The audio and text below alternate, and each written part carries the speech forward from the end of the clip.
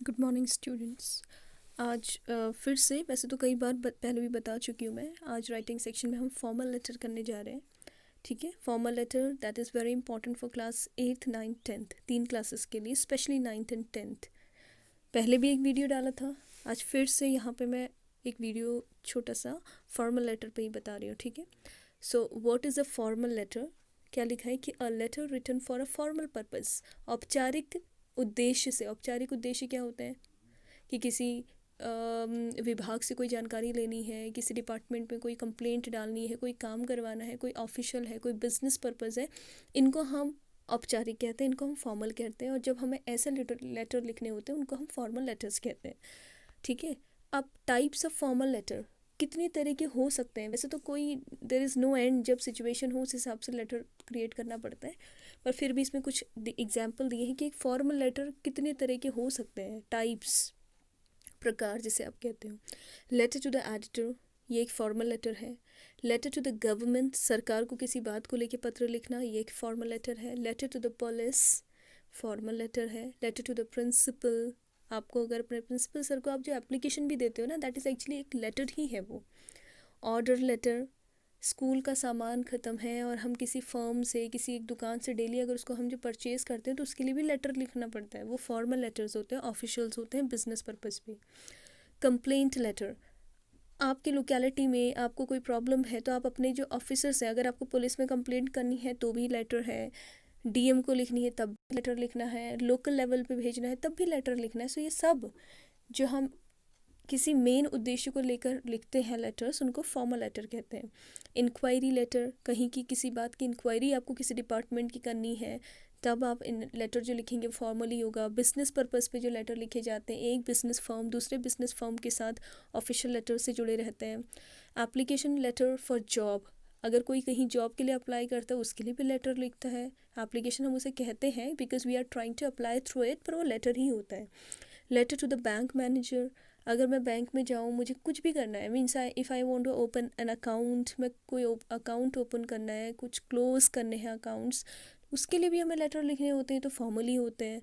Invitation letter, अगर किसी official, invitation भी दो तरह से होंगे, अगर फ्रेंड को बुला रहे तो इनफॉर्मल हो जाएगा, पर किसी ऑफिशियल डिग्निटरी मतलब पदाधिकारी को अगर बुला रहे हैं तो वहाँ पे हमें फॉर्मल लेटर्स होते हैं। रेजिग्नेशन, अगर कोई अपनी जॉब से रिज़ाइन करना चाहता है तब भी वो लेटर देगा, वो फॉर्मल ही होगा। लीव एप्लीकेशन जो आप लिखते हो फॉर्मल है।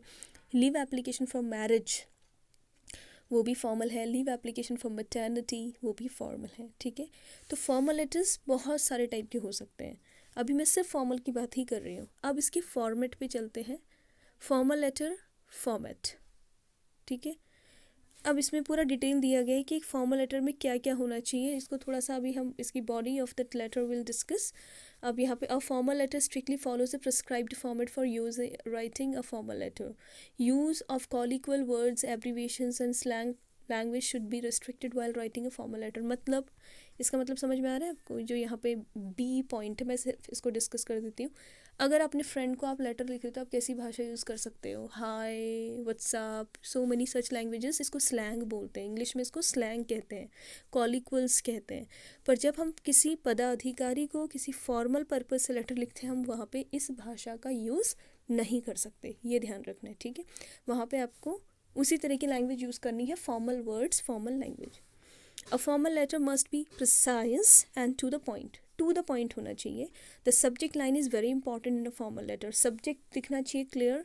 The format of a formal letter is as follows, तो सेंडर्स एड्रेस आएगा, डेट आएगी, रिसीवर्स एड्रेस आ जाएगा, सब्जेक्ट आएगा, सैल्यूटेशन सर और मैडम इससे पहले आएगा। अभी मैं इसकी जो प्रॉपर फॉर्मेट है वो भी डिस्कस कर दूंगी। ठीक है, सैल्यूटेशन पहले आएगा, सब्जेक्ट बाद में आएगा। बॉडी, बॉडी में क्या आना चाहिए? The matter of the letter is written here, it is divided into 3 paragraphs. कभी भी जो हमारा फॉर्मल लेटर होता है लगभग 3 पैराग्राफ में होना चाहिए, छोटे छोटे। पैराग्राफ नंबर 1 में introduce yourself and the purpose of writing the letter, कि आप कौन हो और क्यों लिख रहे हो लेटर। पैराग्राफ नंबर 2 में होना चाहिए give a detail of the matter, उस मैटर की डिटेल, मतलब जो जो सिचुएशंस हैं, जो प्रॉब्लम्स हैं, आप पैराग्राफ नंबर 2 में डाल दोगे। And paragraph number 3 should conclude bye mentioning what you expect. Last छोटा सा पैराग्राफ, आपने क्या आप चाहते हैं उस डिपार्टमेंट से, उस ऑफिसर से, ठीक है। So for example a solution to your problem to highlight an issue in the newspaper etcetera. अगर हम न्यूज़पेपर एडिटर को लिख रहे हैं कोई प्रॉब्लम को हाईलाइट करने के लिए, तो हम एंड में वही रिक्वेस्ट करोगे ना टू द एडिटर कि वो उस प्रॉब्लम को न्यूज़पेपर में थोड़ा सा स्पेस दे दें। लास्ट में कॉम्प्लीमेंट्री क्लोजिंग, मतलब thanking you and yours sincerely, जो वर्ड आप लिखते ना, yours sincerely, yours truthfully, yours truly, yours respectfully, yours obediently, ये जो वर्ड होते हैं ये होते हैं कॉम्प्लीमेंट्री क्लोजिंग। फिर लास्ट में आ जाएगा sender's name, signature and designation if any. अगर कोई डेजिग्नेशन है, नहीं है तो it's okay, name is enough. तो ये तो था कि फॉर्मल लेटर क्या है और उसमें खास किन चीज़ों का ध्यान रखना होता है। इसके बाद एक छोटा सा वीडियो इसकी बॉडी और विद वन एग्जाम्पल में डालूंगी, ठीक है। तो सभी बच्चे समझ गए होंगे कि फॉर्मल लेटर क्या है, इसको समझना है because it's a very important question. 9th और 10th में श्योर 6 और 8 नंबर का ये क्वेश्चन आता ही आता है।